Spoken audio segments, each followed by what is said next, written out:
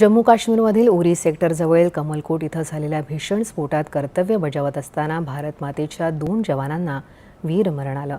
देशासाठी सर्वोच्च बलिदान देणारे हे दोन्ही वीर महाराष्ट्राचे सुपुत्र होते। शहीद जवान विक्रम चव्हाण हे नवी मुंबईतील ऐरोली इथले तर अर्जुन जाधव हे सातारा जिल्ह्यातील शहापूर इथले होते। अर्जुन जाधव हे गेल्या 9 वर्षांपासून लष्करात कार्यरत होते आणि सध्या काश्मीरमध्ये नियुक्त होते।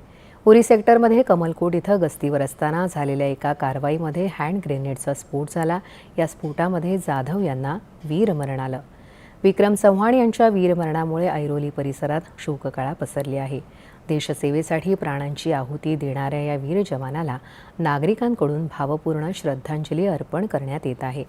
मुख्यमंत्री देवेंद्र फडणवीस यांनी या वीर जवानांना श्रद्धांजली अर्पण केली आहे। या दोन्ही हुतात्म्यांना मी भावपूर्ण श्रद्धांजली अर्पण करतो। त्यांच्या कुटुंबियांच्या दुःखात आम्ही सहभागी आहोत, असं मुख्यमंत्र्यांनी त्यांच्या संदेशामध्ये म्हटलं आहे।